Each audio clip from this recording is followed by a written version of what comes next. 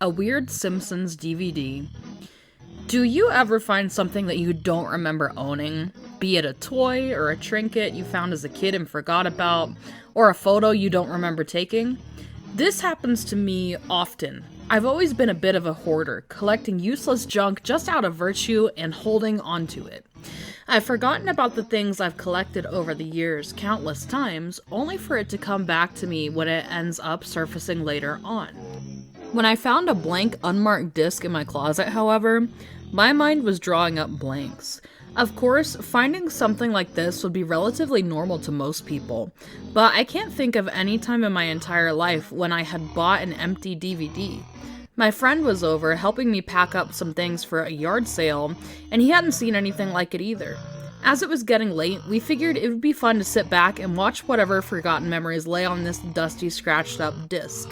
I excitedly put it into my DVD player and hit play. After a few seconds of nothing but odd, indiscernible audio, white text appeared on the screen. It read, "The Simpson," and wasn't centered. This only brought up more questions. Clearly, this wasn't something I or my family had recorded. Perhaps the disc was left there from the previous homeowner? The text abruptly cut out, and after a few more seconds of nothing, it finally began. It looked to be the intro to The Simpsons, but it was very low resolution. You could barely tell what was actually going on. The only way that I could tell what it was supposed to be was the audio, which was a very shoddy cover of the show's intro theme, done on a piano or some other keyboard instrument. The intro stopped shortly after the family sat on the iconic couch and cut to what I can assume is the actual episode.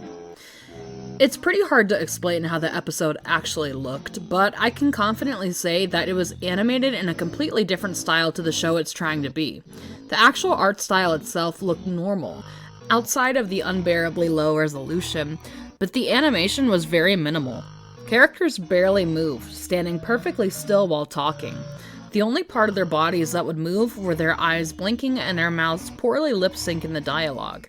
Homer was standing in the middle of the living room, staring at the TV. In the background, you could hear random notes on a piano being held at random intervals. The camera zoomed into his face. "I wonder how my family is doing," he uttered in a hushed, almost perverted tone of voice. It cut to black and faded back into what appeared to be footage of outside of a school, recorded off of a phone. It was night, so the only light was coming from the phone's flashlight. The cameraman crawled through some hedges, walked to a window, and held the phone up to it before the footage cut once more to an animated segment of Bart and Lisa in a classroom. It was dark and the door was barricaded by a pile of desks. "We are safe here," said Bart. "Nothing can come in or out."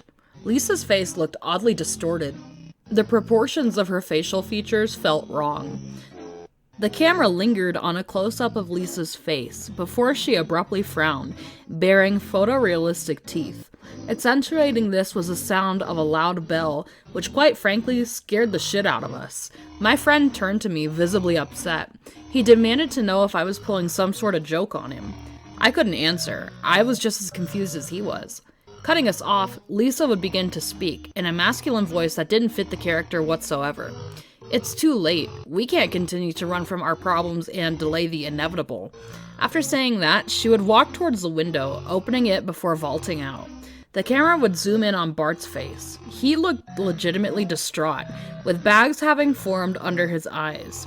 Suddenly, the footage would begin to distort as if the file was corrupted. Through the mosh of pixels, however, I could see what looked to resemble a face, having suddenly appeared behind Bart. The footage suddenly cut again. It now showed more phone footage again, this time of the cameraman running through the woods. The camera flails wildly up and down, and you could hear the cameraman gasping for breath. Eventually, the cameraman drops his phone on the ground, face up, and you can see the soles of his shoes for a brief moment as he disappears out of view. A cropped image of Lisa's face appeared in the middle of the screen, while the sound of wind chimes would begin to play. The video cut again to another animated segment, this time showing Homer in the living room once more. The room had noticeably deteriorated, with litter beginning to pile up around the corners of the room. The light was flickering and eventually blew out, with only the light from the TV illuminating Homer's smiling face, his eyes vacantly staring in two different directions. I love my family, he said. I love my family very, very much. It cut to an overhead shot of a city. All the buildings were gray and dingy, forming a very bleak landscape. It panned down, zooming into a street, with Lisa standing in the middle of it. The discordant piano ambience had slowed down, becoming much more lower-pitched and somber. I no longer know what to do, she said. Lisa's eyes began darting around in random directions, with gray, foggy pupils. Her mouth hung open in a grimace, no longer sinking to her dialogue. What will happen? I'm uncertain. The world will go on. Whatever happens, I accept it. Her eyes stopped spasming, beginning to stare into the distance vacantly. I love my family. The animation began to deteriorate before cutting once again to some more phone footage, this time of someone trudging through the woods at night. The piano had begun to speed up by now. As the cameraman walked down a clearing ahead of them, I began to hear a strange sound beginning to fade in, barely audible. After a minute of aimless wandering, the sound had finally become legible. It was a clip of Marge saying, "Homer," in a worried tone. The clip would continue repeating, becoming slower each time, as the sound of the piano became frantic and shrill. The cameraman eventually came across a rundown shack in the middle of the woods. The obnoxious piano had finally stopped, abruptly cutting, leaving us with nothing but the sound of forest ambience and the cameraman's labored breathing. One last Homer played before the door to the shack swung open, the camera swinging around as rapidly as the cameraman ran backwards at top speed. You could hear leaves crunching behind him as the footage corrupted once more, cutting to black for a moment. You could hear what sounded like dialogue from a Simpsons episode, but it was so low quality and gravely that I couldn't make out any of the words. Finally, it'd fade once more to Homer in his living room. The room was a pigsty. The carpet was wet and torn, the walls were bare and covered in graffiti, and the couch had collapsed. In the middle of the room, barely illuminated by the flickering off-screen TV, was Homer, his face off-screen. The sound of the wind chimes started again, and an image of the Simpsons family would appear in the middle of the screen. Homer's face was cropped out of the image. The image disappeared, and the footage remained on this ominous, unmoving shot of the dilapidated living room before cutting to a silent black screen for a few seconds. We both got up, assuming the disc was over, but suddenly it abruptly cut to Homer's face with a loud droning noise. His pupils were gone. I almost fell over from the shock, and just as abruptly as the image appeared, it was replaced by another black, silent screen. The DVD player ejected the disc, filling the room with the smell of hot plastic. The video was finally over, and we were both flabbergasted, left with more questions than answers.